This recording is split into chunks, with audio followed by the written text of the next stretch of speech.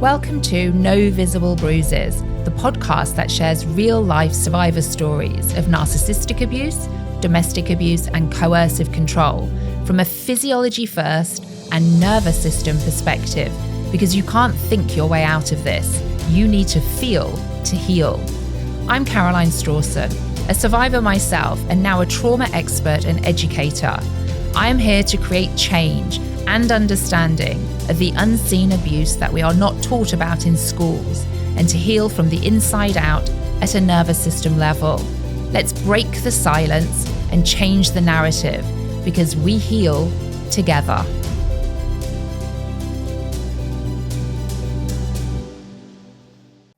So in today's episode, I'm talking to an incredible woman, Gina Blundell, and we're talking all things financial abuse. Now, it's a topic you don't really hear talked about too much. And there are many, many layers. Many of us think financial abuse is someone actually withholding money from you in a relationship. But actually, there are multiple layers. You know, Gina's going to share her story where she was in a couple, an affluent couple with a joint bank account, but felt like she was walking on eggshells about what she could spend, how she could spend it, and the withdrawal of money. And that became a huge factor when she went through her divorce. And there are many, many layers to financial abuse. This is one not to be missed. If you're in a relationship and maybe money seems to bring about a reaction from your partner, maybe you feel like you're walking on eggshells around money, you need to watch this episode, because you may just be in a financially abusive relationship and you don't even realize, because what you'll learn in this episode is both Gina and myself were in financially abusive relationships and we never even realized it. So massive welcome, Gina. Honestly, I'm absolutely thrilled because you and I have known each other many, many years now, haven't we? Yeah. And you've worked with me one-to-one, you've been in my masterminds, and I've just watched you over the years absolutely blossom. You know, you are one of the most incredible women that I know, but I also know what you've experienced. And, you know, one of the things we're going to talk about today is financial abuse, because people do not understand financial abuse. They don't understand the nuances of it, how it can maybe come about. Because when you met your ex-husband, you were in a really well-paid job, weren't you? You were kind of this independent woman. So I'd love for everybody to really, for you to take us back to right at the start, when you met your ex-husband. What was that like? And then let's move forward from there, because you've got an incredible survivor story. But even more so, because this is the work you're now involved in with helping other women through financial abuse from abusive relationships. So let's go right back. How did you meet your ex-husband? Right. Well, I met my ex-husband back in 1987, actually.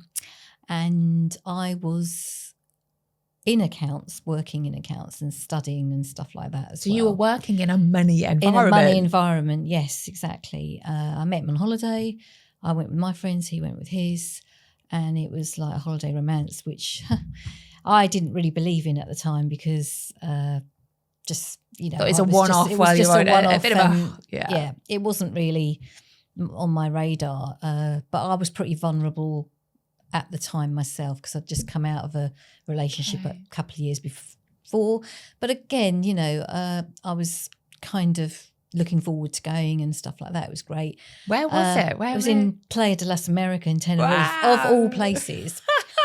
But at the good time, old, like the European places for this, isn't it? Well, exactly. And it was the funny thing is, because I'm from Essex, and so many people were going from Essex at that particular time, and we met quite a few people out there. Really, I mean, it was like it wasn't Club 18 to 30. It was like a 20. I think it was one of those kind of holidays anyway.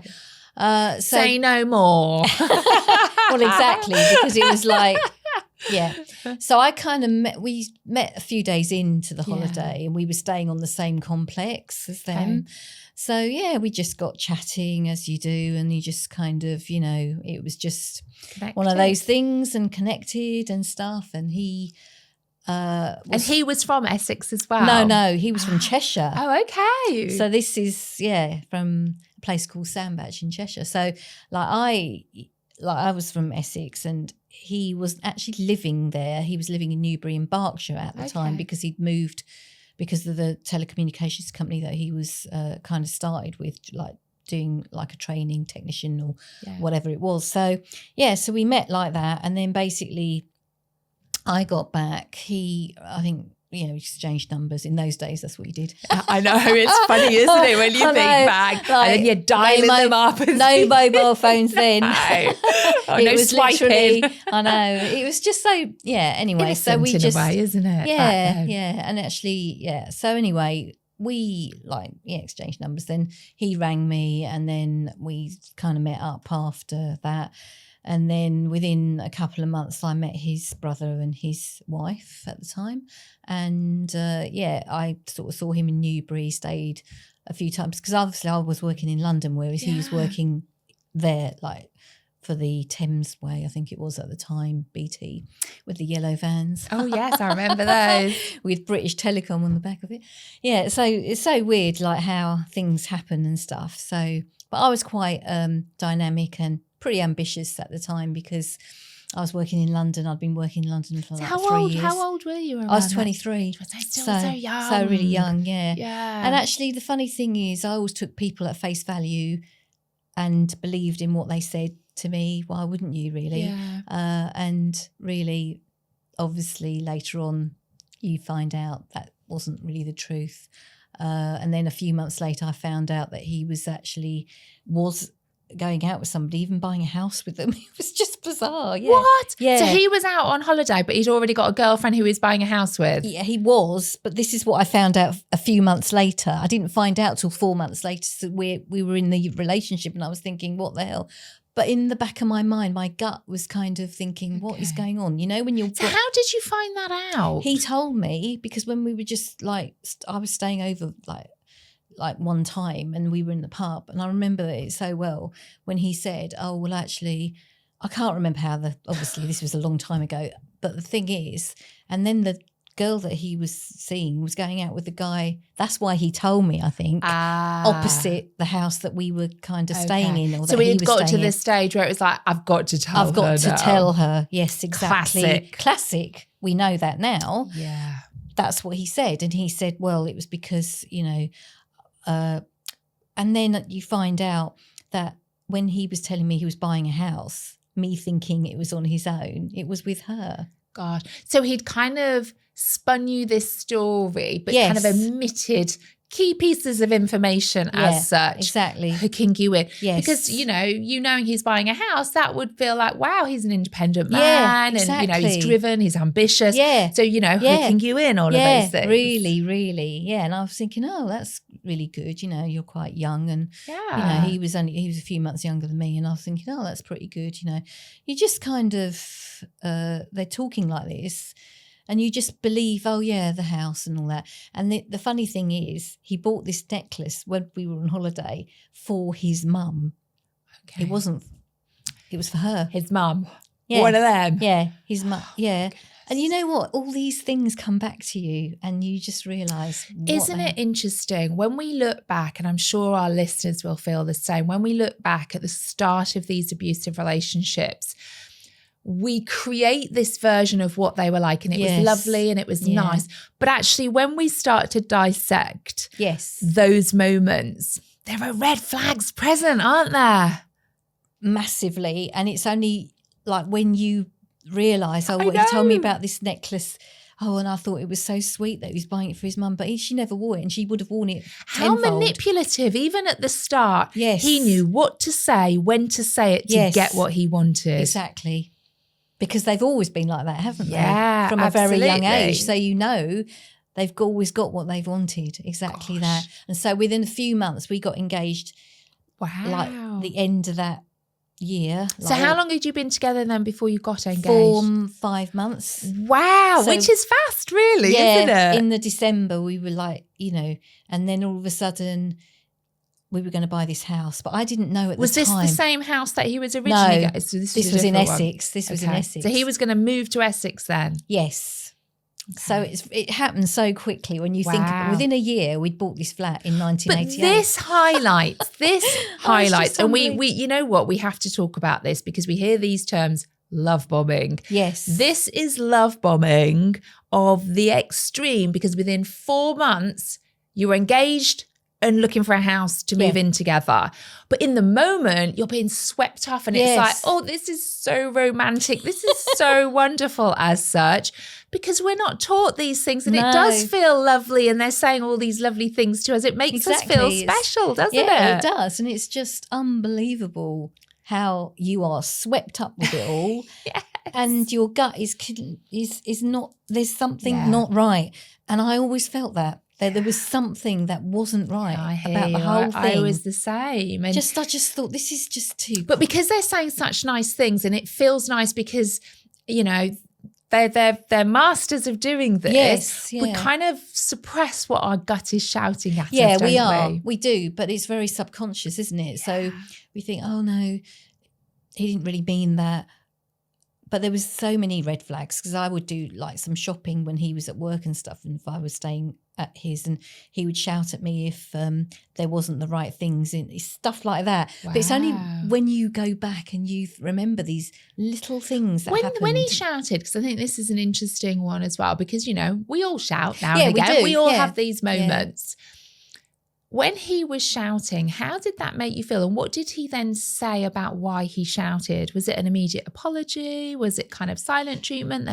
What? Well, when I like would get really upset, thinking I've done something completely wrong here, because I'd left out stuff. He said, "What am I supposed to eat all week?" Like, and throw it like this. Because you're there to serve. Yes. And I was thinking, my lord. Hang on a minute. I'm only staying with you. And if I'd have been like I am now, they would be thinking, what the hell, you know?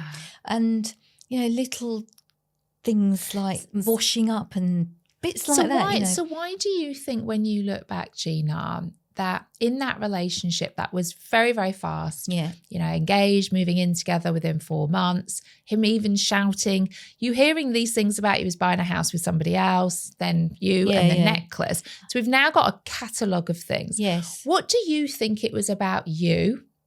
And again, this is never about shaming, because we know there's reasons why we end up in these relationships, right? But it's for other people listening. Yes, because we often look back on this and think, how could I be so stupid? Why did I do that? Exactly. It's always... So what do you think it was about you that when you were in that relationship, you talked yourself into staying in that relationship, and that it was only this or only that, and you ended up staying? What was it, do you think, that happened to you, and how you felt about yourself prior to even meeting him, about you, that made you a magnet to someone like him? Because I was so kind and empathetic and I believed him wholeheartedly. I didn't doubt what he said to me. And I just thought, right, maybe it's me, maybe it's this, maybe it's that, maybe it was my previous relationship. I brought that into it as well. There's all this stuff going on, really. And what was your sense of worth like, do you think? On the bottom, really at the bottom. I was literally so... I was so devastated with what had happened previously in my, you know, couple of years. But then I'd literally got myself in a career, and I was studying. I was like, you know, all of these things, and I had all this. And then I thought, oh, I've met my ideal person. Fairy tale. Yeah. Happy ever after. Happy ever after, exactly. And that's damn the thing. Disney. I know, and that's the thing. That's what I was fed when I was younger by my parents. My dad would say, oh, don't worry, you'll just get married and all of this. So again, the gender bias of all of that, you know, oh, you can learn something or do something, but ultimately your role is to be a wife, a homemaker, to look after your husband and to raise children. Exactly. And that's what it was. And in the back of my mind, that's what I was thinking. And also his parents, you know, really, his mum was very much like me, like very kind, empathetic, all of this. So the generational stuff, So like all of this stuff. And I think that is what kept me. And also as well, he was going back to university in September with BT, because they were sponsoring him to do this degree at Manchester. So he knew all this, and yet we still got a mortgage together, even though I'd be paying for it. Wow. I'd be paying for it. from this, and I knew all this. It's almost like, isn't it, that they pick you out as such. Yes. For, they've got this resume of who they want to have and how they want someone to serve them in some respects. Yes. But there's the manipulation that goes on at the start of the relationship to hook you in. And abusers prey on people who have a lack of self-worth. Yes. Because it's almost like we're so grateful of the breadcrumbs and love that they're showing us that we want to serve them, we want to please them, we want to appease them. And, we're going to give to show them that, and they're going to take. Exactly. And it's the future faking, isn't it? Oh, well, when I get back, blah, blah, blah, blah, blah. Yeah. Creating the dream. So, yeah, exactly. So, and all of that. So it's all of those things, and it's all the culmination of it all. And I thought, it's going to be great when he's finished university. We're going to do all these things, and because he's said all this stuff. Got your life ahead of you together. And then basically that's what I was thinking, the future. Yeah. I was living in the present to create the future as well. Yeah. And I thought that he was as well, but actually he wasn't really. He just, he still did what he wanted to do. In those 3, I saw him 8 weeks at a time, and I remember. So he lived up in Manchester. Yeah, he lived he lived in Manchester. He had a place he shared with 3 other students that were older students as well. Yeah. But that's the thing, isn't it? So you're left on your own. Yeah, I was on my own for 3. I put my life on hold literally for 4 years, from 1987 to 91. Because but you're the main breadwinner then. I was paying for everything. I was paying for the mortgage. I got a job. My back was against the wall to get a better job because I had to get this money because I'd have lost the flat because it was a negative equity in the early 90s, 16%. Even my parents were thinking they were going to lose the house. I remember that in the 80s. It was tough. It was so, the end of the 80s, early 90s. What a nightmare. So I had all this and I was thinking. And doing it all on your own. I was on my own, yeah. I didn't really have any support from him, but also as well, I didn't really from my parents as such because they couldn't help. So I thought, right, I'm going to have to do this myself. So, and the Halifax just told me, well, if you don't pay the mortgage, we'll just repossess the flat. And I thought, no, that is not going to happen. So that's when I thought, right, I'm going to get this job. And I sort of had to in those days, you could get a job quite blag your way in. So that's what I had to do. But then the ulterior motive for that was to pay this mortgage because literally my whole salary was going on a mortgage. It was that you're living in on your own. Yeah, exactly. But paying bits off jointly of the mortgage. Yeah, because effectively he would give me some money. Yeah. In the summer months he would work for BT. So he'd get money then. But I was ultimately responsible because if I didn't pay that mortgage. It's almost like you've got your child on a mortgage and you're the one responsible for doing everything. Exactly. And they're getting the benefits of it in the long run because you're ticking off the mortgage. Exactly.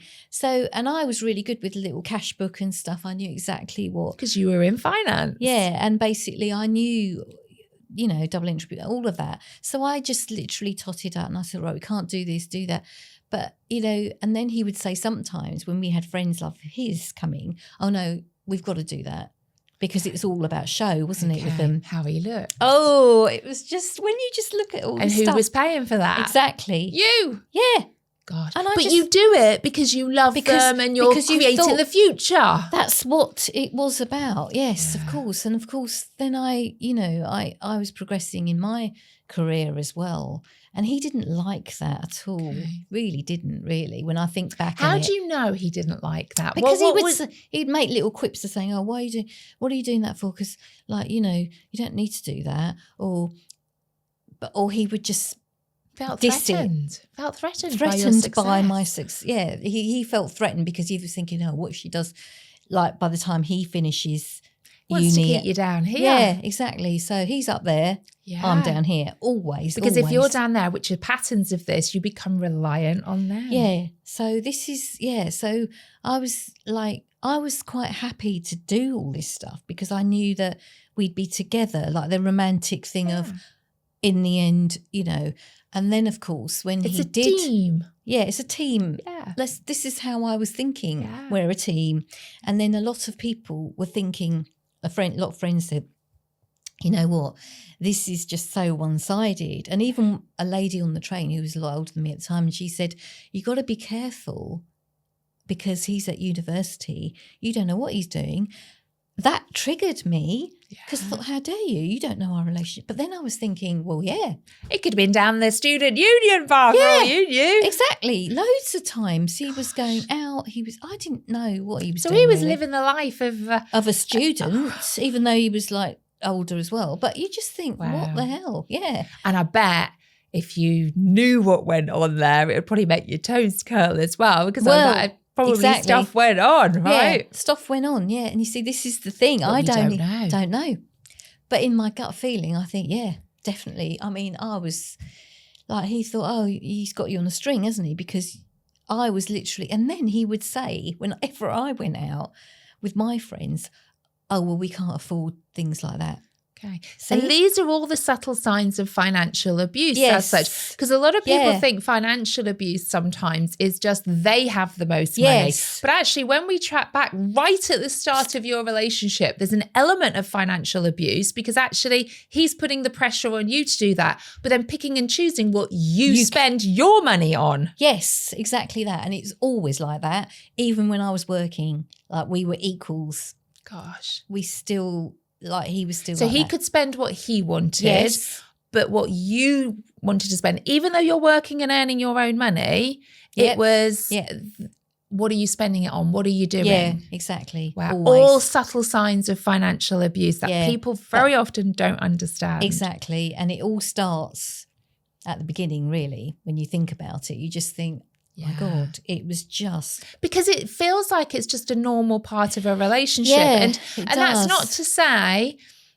people don't do that in relationships. Yeah. But when you're layering other elements to that and it's over a longer period of time, this is when it tips into being a team and doing things together. Well, exactly. Into being a form of financial abuse. Yes, exactly. You know, questioning what are you spending money on when he's spending whatever he wants on whatever he wants and stuff. Exactly. So when you're then both in the marriage and he's finished uni and you're, like you say, equals as such with, you know, both of your jobs, what happens next then? Is it kids next? What's the sort of next? So what happened was we didn't have children for a while. So like Kimberly was born in 1997. So like we were building our careers, you know, to then get a house. A couple of years later, we got a house, but we kept the flat, rented that out as a buy-to-let, and then just kept the flat until we sold it for only $5,000 more than what we paid for it in 1988 in 2001. It's so weird how we kept that flat for like 13 years.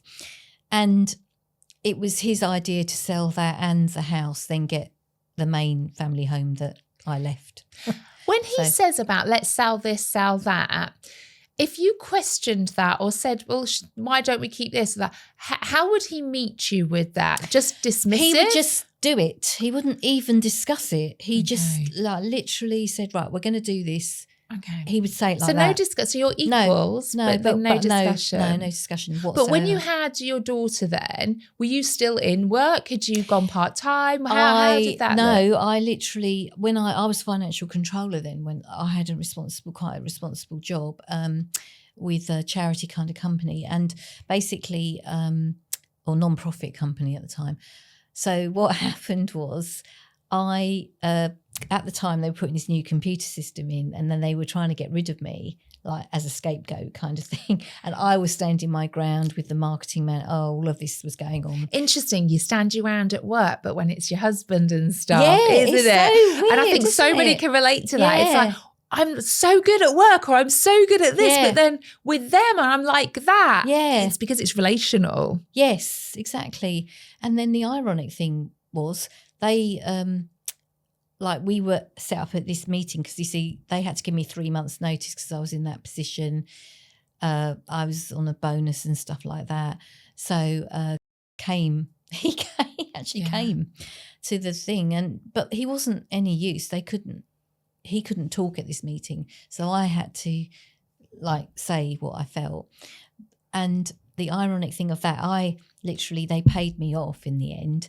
And then but it all went in the joint account. You know, I was just like, you know, all this stuff that's gone on, and you think, and so actually, your payoff for your work, for but my it goes into a joint bank account. So that, but again, for you, it's like, we're in this together. Yeah. So for you, it's a we, and for him, it's a me. Yes, always. It was always like that. And like whenever any bonuses he had would come, and then he said, we're going to do this. So now I could have just taken, oh, well, I'm going to do this. But I would never even think about, because I thought it was our money. That's how I looked at it all the time. But he would look at it in a completely different way. So he wanted all of your money, but he wanted his money. Yeah, and he would dictate as to how we spent any money, you know.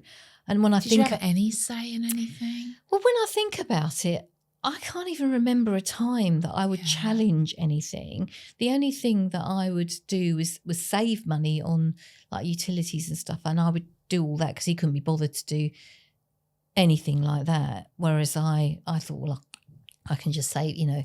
So you're busy finding ways to save the money that he then could choose what to spend on and what to do. Yeah. And one year, like years later, I would write, I said, look, this is what you've spent. And he would get so angry when I do that.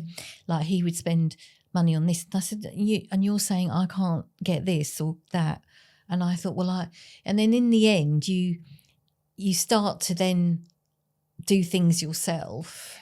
I think when Samuel was born, he was in modelling and stuff, so I had to get another account, but I didn't tell my ex that I had to do that at the time. And I just thought it's just easier, and I never used it really. And then I did start using it when I left work because he just wouldn't, it was just impossible to... Isn't it sad? Because I think, again, many listeners will relate to this, that you're in this relationship that you're meant to be sharing everything. Yeah. And you end up, and it's only when you look back really, because you often don't realise when you're in it, that you start to adapt to how they are. Yes. Because you get to the stage where you, like you said, I just didn't bother challenging. I found the way of another account or things. Yeah. And it's so sad when we look back at that, because in a healthy relationship, you should be able to verbalise something and have a conversation, even if the other person doesn't like it, but you're going to listen and be respectful. Yes. And I think when we're talking about elements of financial abuse, it gets to the point where you just think, I'm not going to bother saying anything, because there's no point, because they don't listen and they're going to do whatever they want to do anyway. And again, because of that, where you started from, that lack of self-worth as such, there's still that element of they're the boss in the relationship. Yes, exactly. That's how they're the man in the relationship. Yes. And then when I suppose voice my concerns to my parents, it was like, oh, well, just cook him a meal, just do this, just do that, and stuff like that. My dad would just, you know, and there were instances where we were going to split up before we had the kids and stuff. There was all that going on, and I'm sure to this day that he probably did do what I thought an affair and stuff like that, but I couldn't prove it, and I just could not prove it. But so there's always that doubt. There's always that doubt. Well, maybe it'll be all right. Maybe it's okay. Exactly. And that's the thing. It's like, did challenge him on that, and he says, "Oh well, I only went out with her because you said you wanted a divorce." Okay, like the Ross and Rachel, we want a break. Well, this is the thing, isn't it? And you just think, I only went out. So why I went out with another woman was because your fault, because you asked me for a divorce. Yeah. I mean, gaslighting right there, isn't it? Yeah, I mean, and I was just so confused with a lot of things, you know, that was going on. Which is a real sign when we're in these relationships. There's that sense of confusion. Yes. Not necessarily knowing what's real, what isn't. Yeah, exactly. And then that was before we even had the children. So it was like... Yeah, so it's all of these dynamics stuff. And then he would be nice and say, oh, just let's go nice out. enough that it will be okay. Yeah, and that's the thing, isn't it, with it? And obviously when we had, like, the kids, then obviously then that, the focus is on them. So were you working at all then when you had your children? I was... I went back when I had Kimberly for 5 years until I had Samuel, and then I gave up work, and then that's when I became... How was he when you completely gave up work then? Because often it's it can be mixed signals. It can be they still want the money of what you had to spend, but then they also like the fact you're now at home. Now I've got you because now you're totally reliant on me. Exactly. And that was it. When I left for good, when I had Sam, obviously I'd had Samuel, so it's not as if I was leaving, like I had got 2 kids. Exactly. You know, it wasn't as if I was just leaving, mum. you know. But of course he would see it like that. And it just got gradually worse. The abuse just became worse over time because obviously I was a mum at home.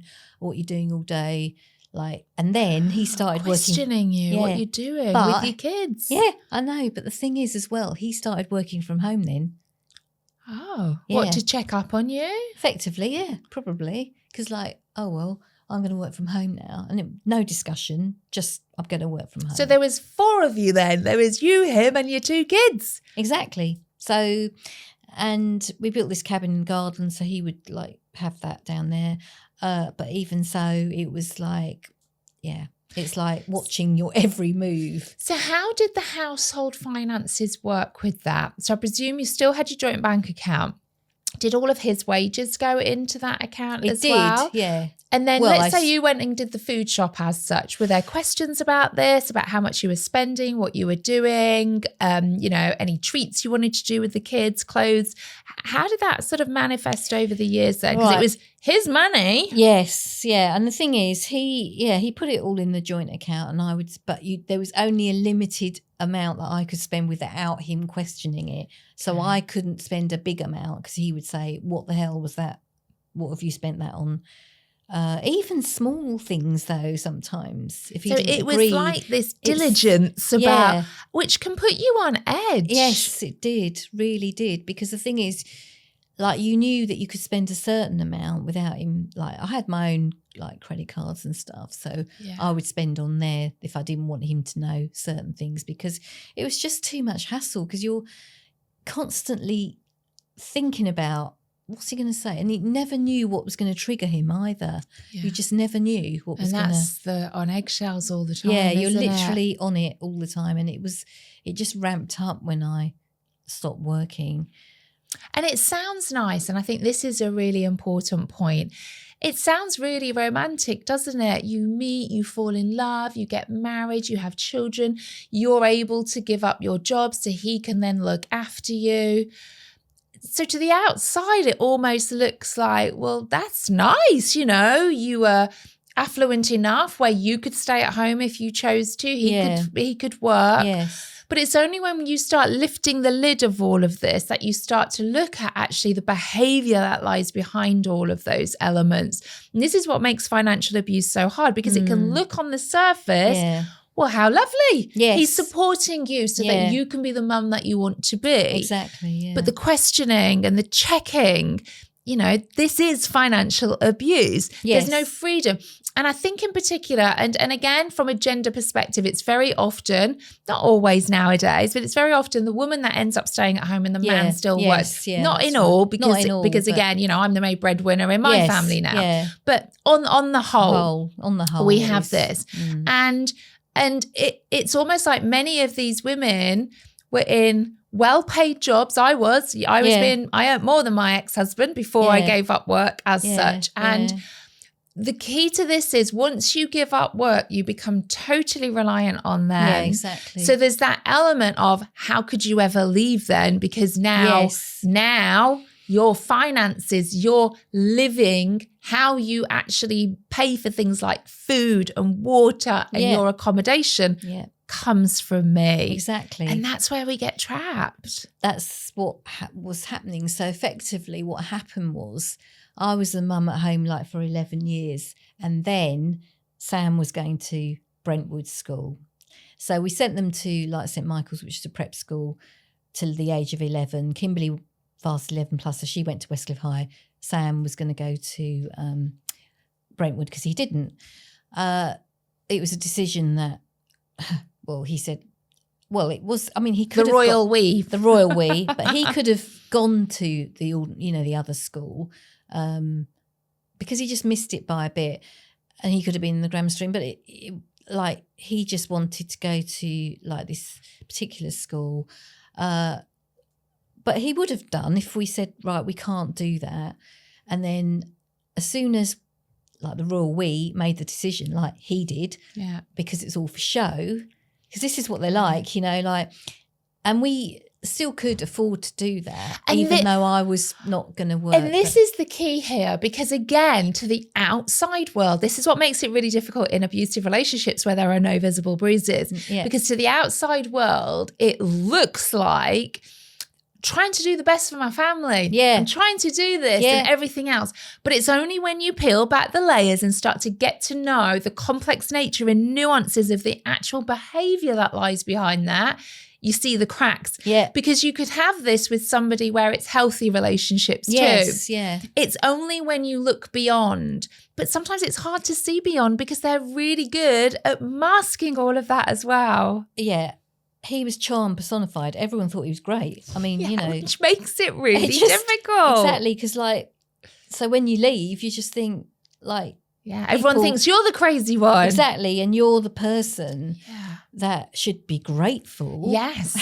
He's wonderful. He let you give up work and stay at home, and he gave you money as such. Like, they don't recognise actually that it should be joint decisions in all of this. And so often, and men in particular here, and again, I know I'm being gender biased, but it has been historically where men feel like it's still their money if they're the only one working.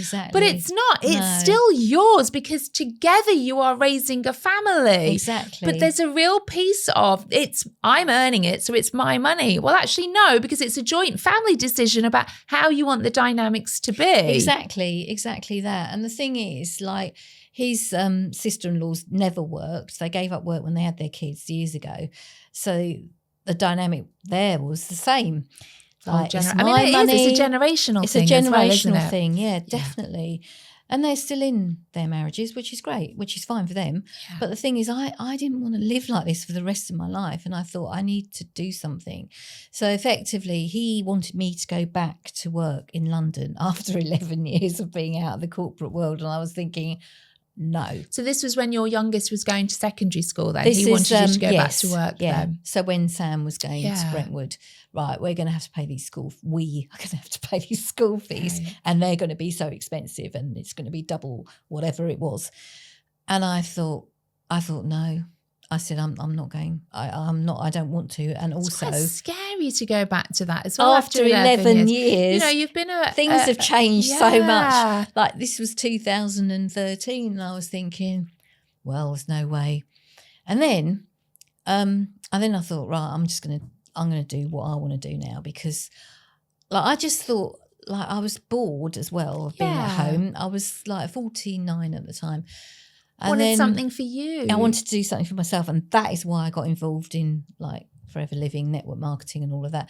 But it wasn't, it was just to get out of the house and do network and stuff like that. And meet people, and connect with people. Yeah. And it was always something that I liked. That's why I became a management accountant, rather than because I looked after a team and basically stuff like that in my role as a, you know, that's what I did. So I thought, you know, I want to meet people.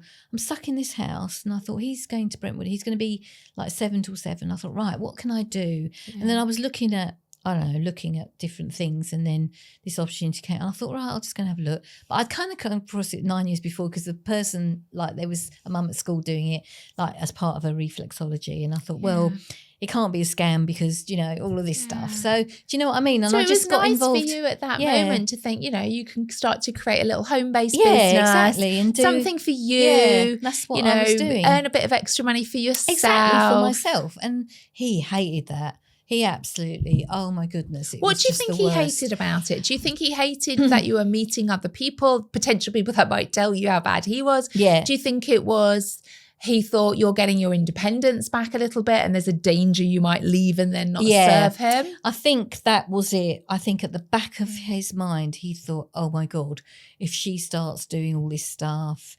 And then it became more so because I was out of the house all the time. So it's almost like a paradox then, isn't it? He wants you to earn money, but he also doesn't want you to earn money because he wants you to be at home and at his beck and call. Yeah, exactly. So eggshells again.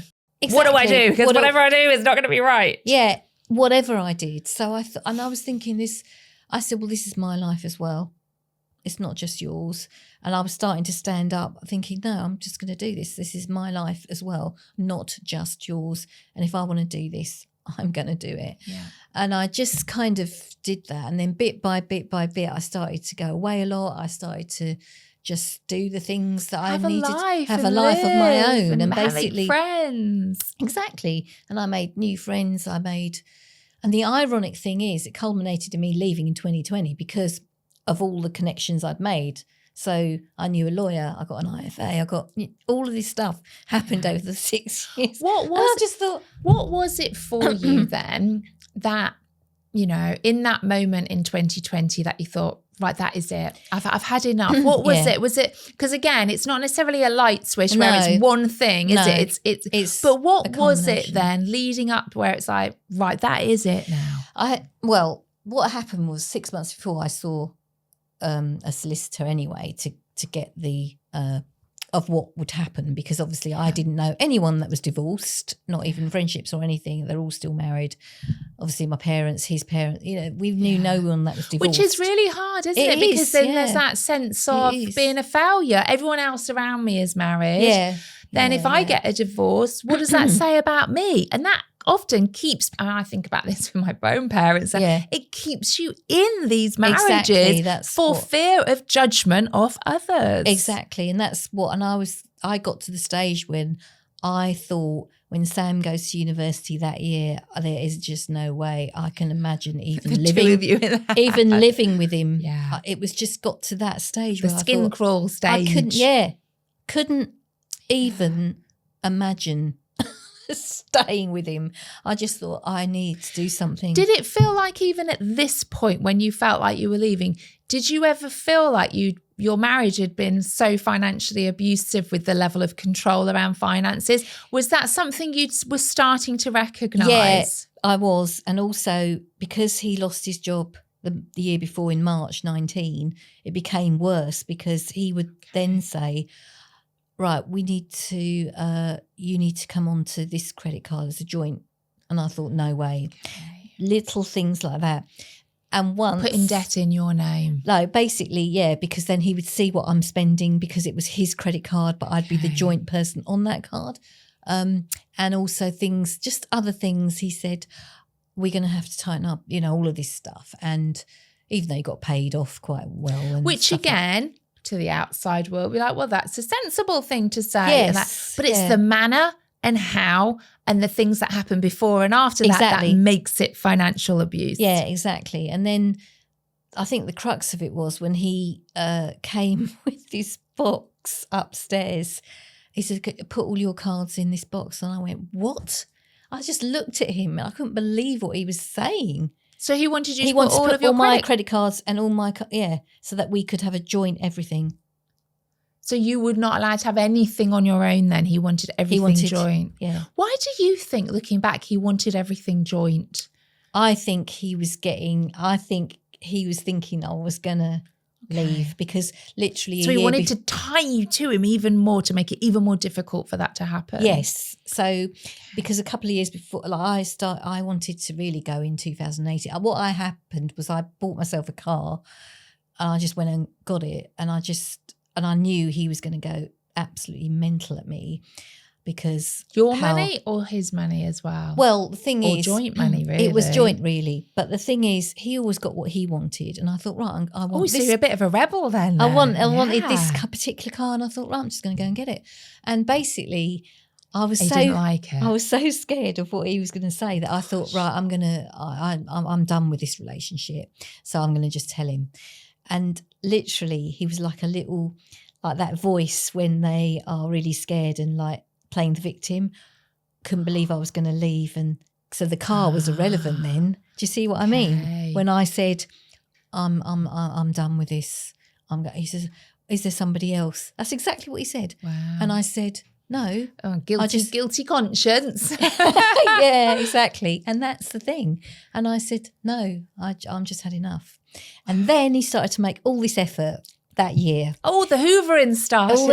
Started in 2018. Come back to me, Gina. Exactly. So I'm the nicest husband. Yeah, he booked this thing, but it was all fishing to do with him anyway, Scotland. and all this stuff. And then within How did that make you feel? Did you start to think, well, maybe that's exactly what I did. That's what I did think. And I was thinking, well, maybe that. And then I realised because you've had a life together, and I think this is what makes. I think as we get older, this is the thing. You've invested so much of your life with somebody. Yeah, exactly. You're almost hoping it will be all right again, but then another year goes by, and another year, and before you know it, we're older. Exactly. And I just thought, and actually at the time, when I think back to that time, it was okay for like the next 6 months or 8, kind of okay.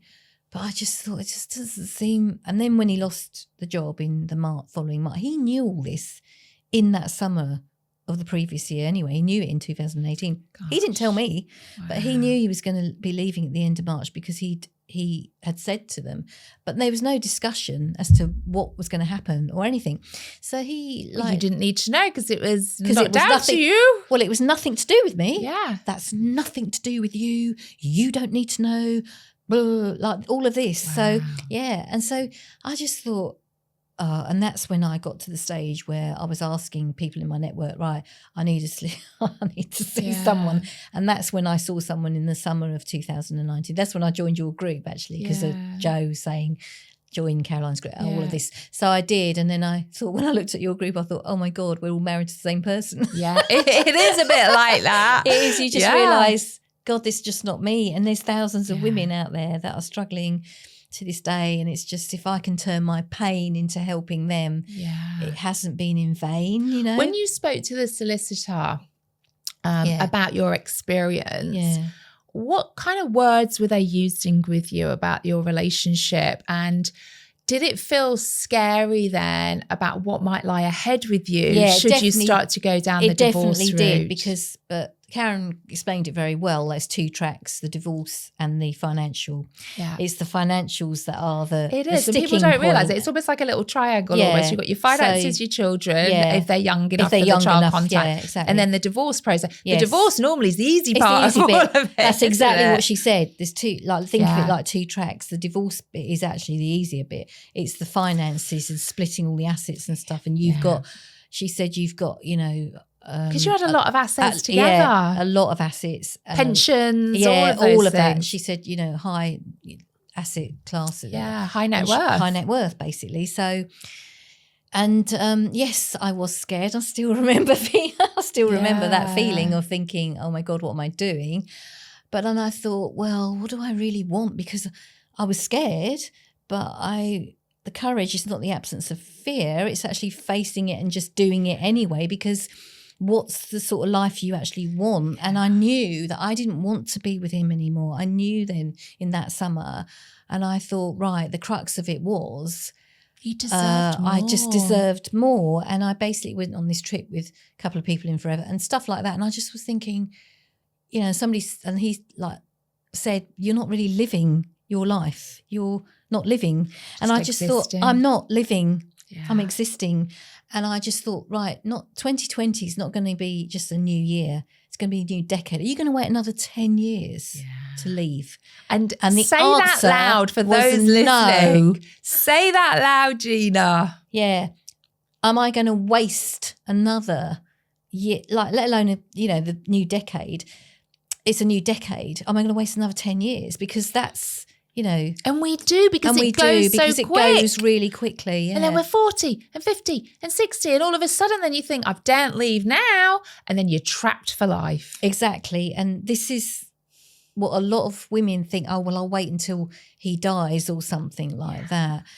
And I know someone that's like they're a lot older now. And you just think you're not living then. I know. And they might live to be 100. Exactly. You don't know. No. And so you're putting your life on hold for something that may never happen. So precious, isn't it? That time. And you just think, right, I'm just going to just do it.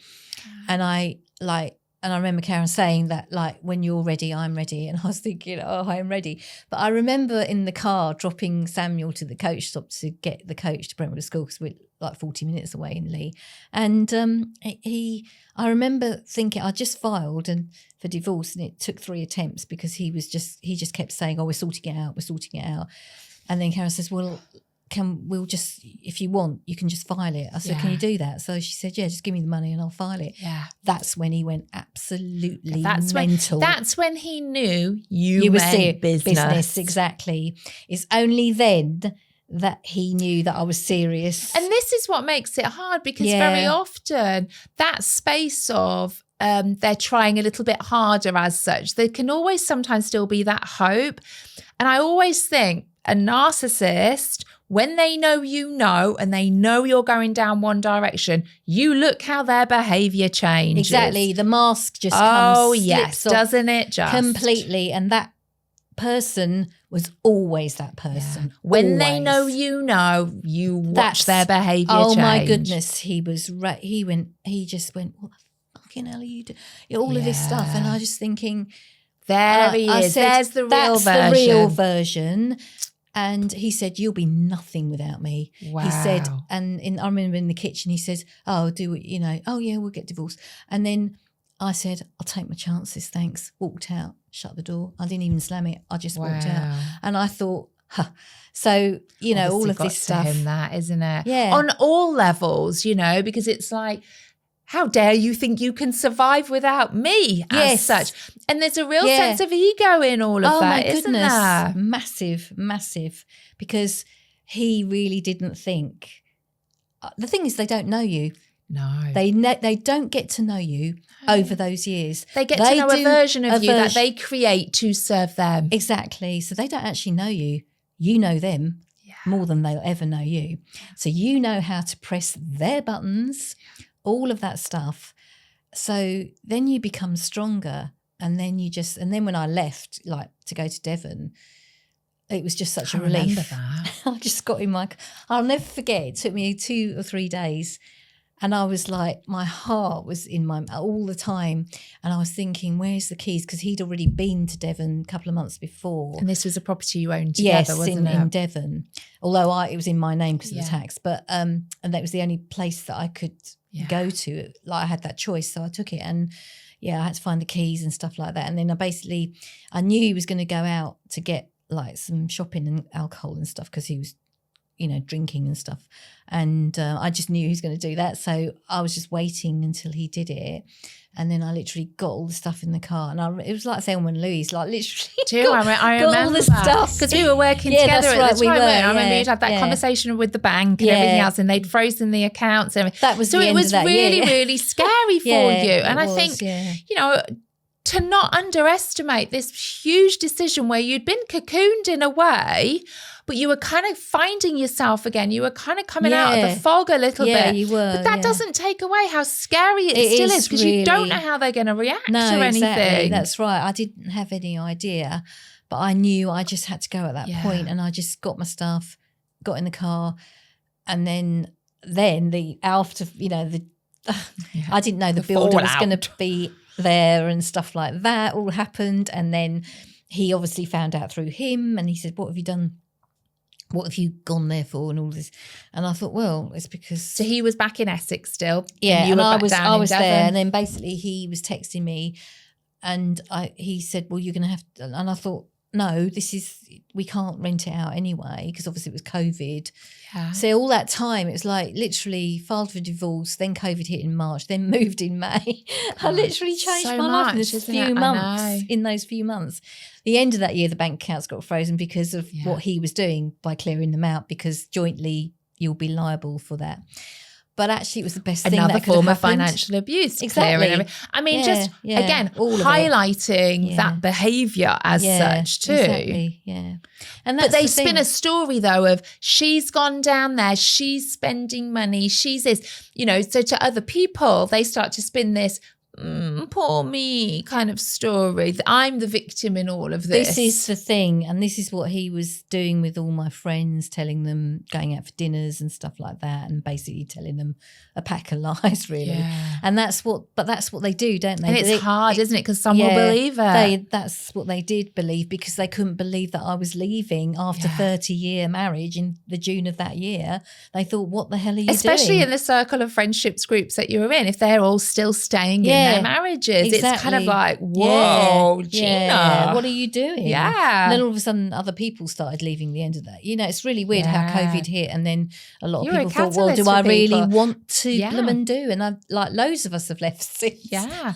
Well, I mean, you're a shining light in that group because it's kind of like, if I can do it, then you can do that. Do it as well. Because you know what? As women and as men, we deserve to live a really happy life, but we end up in these abusive relationships feeling trapped. Yeah, exactly that. And I just thought, well, and it was the best thing that I did, and now I just And you're I mean, where you are now, I mean, the story of all of this, of the whole, and these are subtle nuances in financial abuse as well, because you were affluent together it looked. Yes, it looked. But it was very controlled in the relationship. Yeah. And obviously now the divorce is finalised and everything else, and you've got obviously your share of everything too, which is amazing. Yeah. But because of your background in accounts and financing, what you now do then is help other women who are in these situations, feeling stuck, feeling trapped in these financially abusive relationships,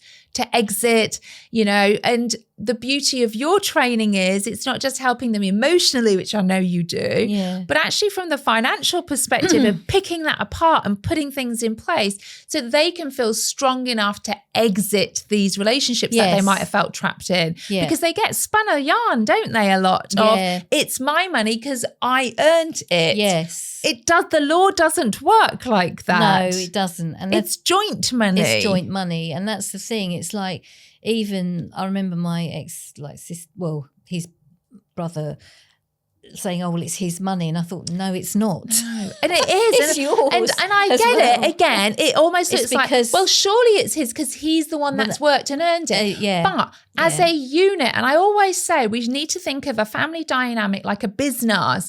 It's like one, director that is going out to work and the other director is at home. The business is owned by both directors. Exactly. It doesn't mean the money is just one. No. Because otherwise that would be, well, the kids are just yours then. Yeah, exactly. It doesn't work like that. But people don't understand the law. Exactly that. And I think, as women, we are the nurturers and stuff like that. And also society looks at the man as the breadwinner. They still kind of do. They do. I mean, it's definitely got better. Yeah. There's definitely changes, but there still is a definite gender bias. But equally, I know when I speak to men, they're like, oh, it's always the women who get the kids as such. And predominantly it always has. But that's often because they're the ones at home. Yeah. But things are changing. But I think with things like financial abuse, we kind of feel like it's if you're withheld money as such, like they have the money and they don't give you the money. But there are so many layers to financial abuse. Yeah, that's right. You had a joint bank account. It was still financial abuse. That's right, exactly, because you didn't have your own account. Correct. How dare you have your own account? And it was very much looked at, what are you spending? And only to a point. Yes, that's right, because it's his money, even though it's in a joint bank account. Exactly. And the thing is, it was his decisions, like even houses and everything after the flat. So, everything was down to his way or no way. It was just, and it is abuse, and we need to be really clear on this. It's not just it is abuse, it's just a bit about the money. No, it's abuse. We need to call it what it is. It's financial abuse. That's right, exactly that. It is and abuse. certainly here in the UK, if you can factor in things like coercive control, that's against the law here in the UK as well. Yes, that's right. So there are many, many layers to these types of relationships. And what makes it really hard when there's no visible bruises is it can look like almost an ungrateful wife as such. And that can be really, really difficult. Exactly. And when they act like the victim and showcase this, well, I let her do this and I gave her cards and I gave her money and I did this. Yeah. It makes you look like some ungrateful woman as such. And now you're swanning around everything. But they don't know what it's like living on eggshells all of the time in an abusive relationship like that. No, exactly. And that's what makes you so unhappy, because it's on the outside, it looks like you got the perfect, nice house, kids in private school, house in Devon. Yeah, it looks great, doesn't it? I mean, you know. But inside you feel But inside empty. you just feel nothing. Yeah. And it's just a show, really. And that's what makes it hard to leave. Yeah. Because if you leave that, where do you go and live? What do you do? Exactly. You know, all of that. They're saying that you're not having a penny, it's my money and all of this. Yeah. It's scary. It is scary. You know, and I know I was the same with my ex. You know, I was totally financially reliant on him. And I remember, you know, I was left in a huge amount of debt, lost my home. Yeah. And I kept thinking, God, I'm going to end up in a council house or something here because I'd given up work. Yeah. But that's just part of the manipulation. It is, exactly, because they want to take away everything from you. So you are literally reliant on them for everything, for literally everything. Absolutely. And it's just so sad. It's part of the pattern. Yeah, it is. It's just the pattern of it all. Yeah. And it's just, you know, it's so wrong. It is. Really it is. wrong. Well, it's abuse, you know. Yeah, it is. So if someone's watching or listening right now, Gina, and maybe they're in a really unhappy marriage and they're starting to maybe recognise that there's financial abuse at play, what would you say should be their next steps? Other than obviously contact you, because we'll put your details in the show notes. Because I think even just having a conversation with you, I know you're so helpful to so many people. What would you say would be the sort of first step to do? To keep a record of everything. Literally, all you need is a book, like a little cash book even. You don't even have to use a spreadsheet. You can just use a little cash book. You can buy them very easily. It's keeping a record of every single thing that you're spending and every single thing that's happening. You know, it's so important because even when you go through a divorce, you have to do that anyway. Correct. So why don't you now? Why don't you just start now? I always say this, and women can feel quite overwhelmed with finances anyway, because if you're not from a financial background, or maybe they've always been done by the and if you've relied on someone else doing it for you, but it's a very simple thing to do. Very simple. And also photocopies of bank statements and stuff, because sometimes there may be bank accounts you don't even know about. And investments as well. And because the thing is, I to this day do not know what investments. I believe there could have been others. There's lots that probably, but you have to just accept that you've moved on and that's it. I remember working with a lady a while ago. She was in her 60s, and I remember she went through her divorce and she'd got no financial blueprint in her name for 40 odd years. Oh my So God. even going and getting a mobile phone, for instance, there was no record of her because everything was in his name. Oh, wow. And on the surface, that looked like, I'll take care of everything. I'll buy your phone. I'll buy this as such. But actually what that does is it almost erases the person of who they are. So when she came out of that relationship, there was no credit history. So it was very difficult for, she had to buy things outright because there was no financial blueprint anywhere for her. See, that's the thing as well. That's why you need a credit cards and stuff like that you pay off in full or whatever.